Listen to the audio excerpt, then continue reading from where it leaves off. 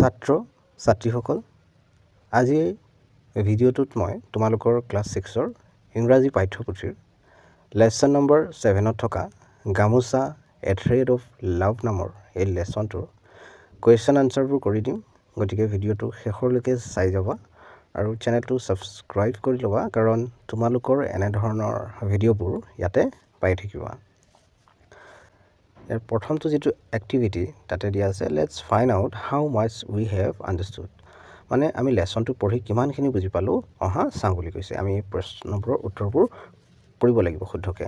So মই এই ভিডিঅ'টোৰ আগতে এই লেসনটো ব্যাখ্যা কৰি দিছো, অৰ্থাৎ এক্সপ্লেনেশ্যন কৰি দিছো বা বুজাই দিছো অসমীয়াত সম্পূৰ্ণকৈ।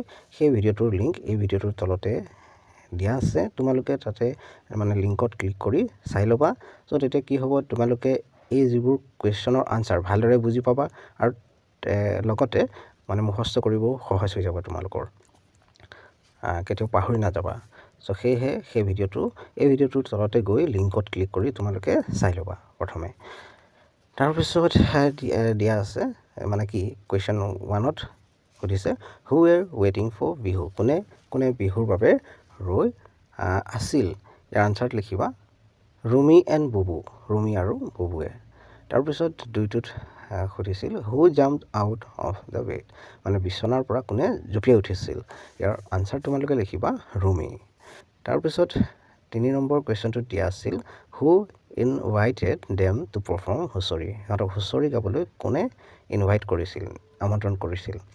ইয়াৰ আনসাৰ তোমালোকে লিখিবা জীৱন খুৰা এণ্ড মিনতী জেঠাই। জীৱন খুৰা আৰু মিনতী জেঠায়ে মানে মাতিছিল হুঁচৰি গাবলৈ। তাৰপিছত 4 নম্বৰ কুৱেশ্যনটোত সুধিছিল where did they go first to perform husori. সিহঁতে হুঁচৰি গাবলৈ প্ৰথমত ক'ত গৈছিল। ইয়াৰ আনসাৰ তোমালোকে লিখিবা মিনতী জেঠাইজ হাউচ। মিনতী জেঠাইৰ ঘৰলৈ গৈছিল প্ৰথমে হুঁচৰি গাবলৈ। তাৰপিছত 5 নম্বৰটোত সুধিছিল হু মেড ডেলিচিয়াছ লাডুছ। কোনে সোৱাদ লগা বা সোৱাদযুক্ত লাডুবোৰ বনায়। ইয়াৰ আনসাৰ লিখিবা মিনতী জেঠাই। মানে মিনতী জেঠায়ে যিবোৰ ডেলিচিয়াছ লাডুছ অৰ্থাৎ সোৱাদযুক্ত বা সোৱাদ লগা লাডু বনায়। তাৰপিছত 6 নম্বৰটোত সুধিছিল হোৱাই ৱাজ বুবু ছেড। কিহৰ কাৰণে বুবুৱে দুখিত হৈ আছিল, দুখত আছিল মানে। ইয়াৰ আনসাৰ লিখিবা Bubu was said because he thought he had lost his aita's gift the gamosa. বুবুক যিখন মানে আইতাই গিফ্ট দিছিল গামোচা, অৰ্থাৎ উপহাৰ হিচাপে দিছিল আইতাই বুবুক, সেই গামোচাখন বুবুৱে ভাবিছিল যে সি মানে হেৰাই পেলালে, সেইকাৰণে ছেড হৈ আছিল অৰ্থাৎ দুখিত হৈ আছিল।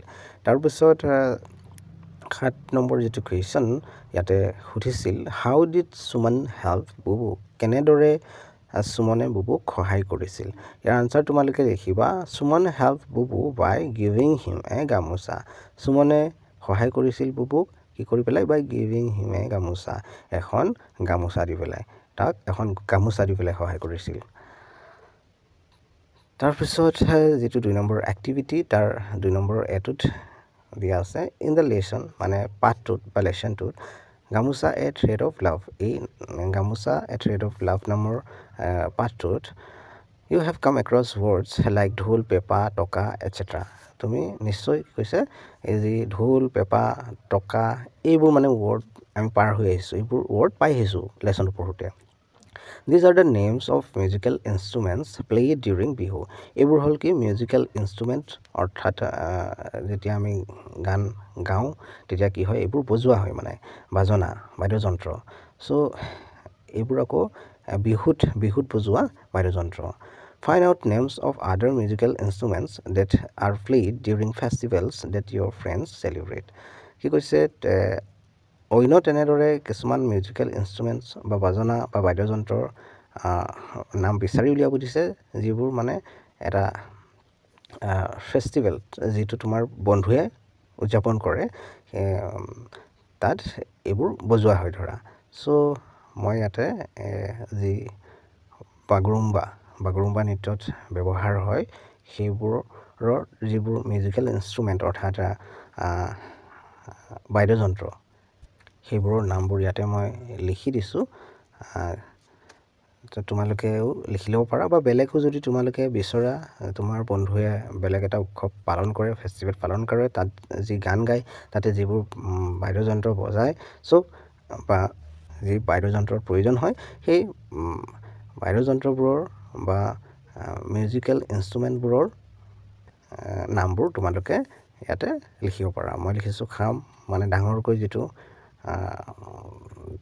ঢোলৰ দৰে থাকে নিশ্চয় তোমালোকে দেখিছা তাৰপিছত চিফুং তাৰপিছত চেৰজা জোতা তেনেদৰে তোমালোকে বেলেগো লিখিব পাৰা চ' মই ইয়াত লিখি দিছোঁ তোমালোকে এইবোৰো লিখিব পাৰা মানে ইয়াত 4টা লিখিব দিছিলে মই লিখি দিছোঁ চ' তোমালোকে এনেদৰে লিখি ল'বা তাৰপিছত এক্টিভিটি 2ৰ ভিটোত দিয়া আছে যে draw A picture of any musical instrument মানে যিকোনো এটা মিউজিকেল ইনষ্ট্ৰুমেণ্টৰ ছবি ইয়াতে ড্ৰ কৰিব দিছে অৰ্থাৎ আঁকিব দিছে মই ইয়াতে লিখি দিছোঁ সেইটো তোমালোকে ঢোলো লিখিব পাৰা পেঁপাও লিখিব পাৰা ঠিক আছে এনেদৰে ইয়াৰ ভিতৰতে লিখিব লাগিব মানে তাৰপিছত এক্টিভিটি 3টোত দিয়া আছে গেছ হোৱাট আই এম কল অনুমান কৰিব দিছে মোক কি বুলি কোৱা হয় দিয়া আছে Bubu's mother is the sister of Anushka's father অনুষ্কাৰ দেউতাকৰ বায়েক বা ভনীয়ক হয় মানে বুবুৰ মাক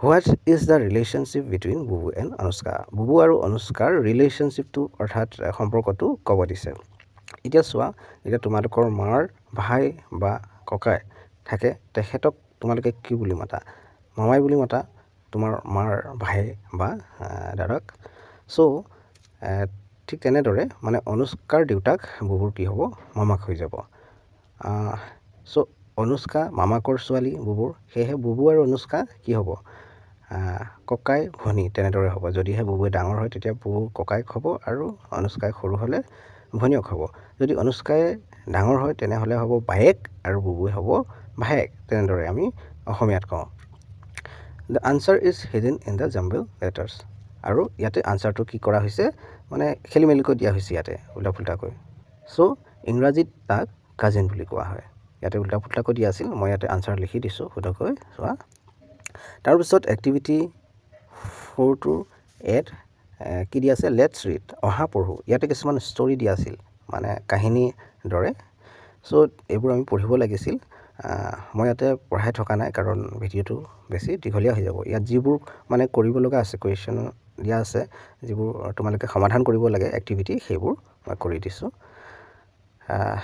ভিটোত কৰিব দিছিল ইয়াত মানে 4ৰ এটোত খালি কি ষ্টৰিবোৰ দিয়া আছিল এতিয়া ভিটো চাইছোঁ চ' সেইবোৰ পঢ়ি আমি এইবোৰ ফিল আপ কৰিব পাৰোঁ এইটো দিয়া আছে যে ফিল ইন দ্য বক্সবোৰত সম্পূৰ্ণ কৰিব দিছে ফিল কৰিব দিছে with details derive from the text that you have read যিটো মানে তোমালোকে পঢ়িলা এতিয়া মানে ইয়াৰ কথাটো কৈ আছে এক্টিভিটি 4ৰ এড যিবিলাক ষ্টৰি দিয়া আছিলে যিবোৰ পঢ়িছা সেইবোৰৰ পৰাই মানে আনি পেলাই এইবোৰ আমি ফিল আপ কৰিব লাগে তোমালোকে কিতাপখন মেলিলে পাবা এক্টিভিটি 4ৰ এড ষ্টৰিবোৰ দিয়া আছে চ' নেম অফ দ্য ফেষ্টিভেল ইয়াত উত্তৰায়ণ উগাদি বৈশাখী এনেকৈ মানে ফেষ্টিভেলবোৰৰ নাম দিয়া আছে আৰু ষ্টেট কোনখন ষ্টেটত কোনখন ৰাজ্যত সেইটো পালন কৰা হয় সেইটো লিখিব লাগে উত্তৰায়ণ গুজৰাটত তাৰপিছত উগাদি অন্ধ্ৰপ্ৰদেশত বৈশাখী পাঞ্জাৱত ৱাংগালা মেঘালয়ত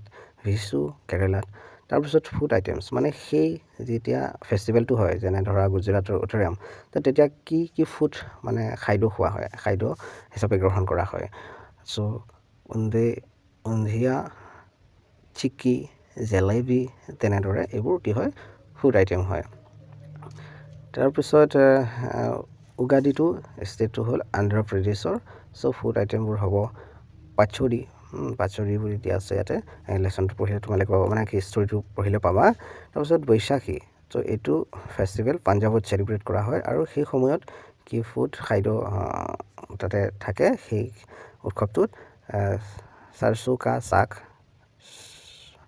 চলে ভাতুৰে বাদাম ক্ষীৰ তেনেদৰে তো মই ইয়াতে কৰি দিছোঁ সেই ষ্টৰিবোৰৰ পৰা চাই তোমালোকে ঠিক তেনেদৰে ইয়াত এইবোৰ ফিল আপ কৰি ল'বা ছাত্ৰ ছাত্ৰীসকল আজি মই তোমালোকক এক্টিভিটি 4লৈকে সমাধান কৰি দিলোঁ ইয়াৰ পাছৰ ভিডিঅ'টোত এক্টিভিটি 5ৰ পৰা সমাধান কৰি যাম আৰু সেই ভিডিঅ'টোৰ লিংক এই ভিডিঅ'টোৰ তলতে পাই যাবা ইয়াতে ক্লিক কৰি চাই ল'ব পাৰিবা আৰু চেনেলটো ছাবস্ক্ৰাইব কৰি ল'বা কাৰণ তোমালোকৰ এনে ধৰণৰ ভিডিঅ'বোৰ ইয়াতে পাই থাকিবা